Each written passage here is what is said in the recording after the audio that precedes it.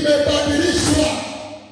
Mwili unapotoliwa na magonjwa, maana yake kama la Mungu limeibiwa, halitena hekalu, unakuwa msiba.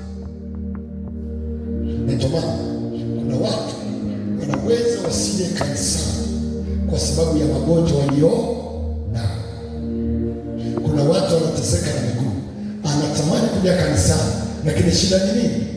Ni miguu.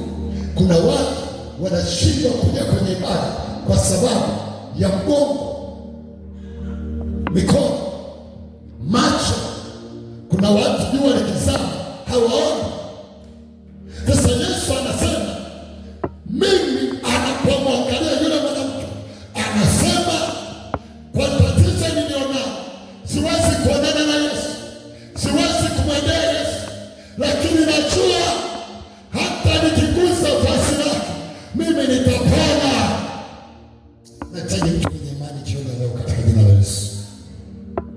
Tatizo linalokusumbua, moja ya vizuizi vinavyozuia hilo tatizo lako ni kuto kujua nguvu ya nani jamani?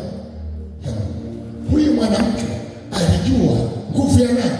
Ya Mungu. Na alimaanisha, alitegemeza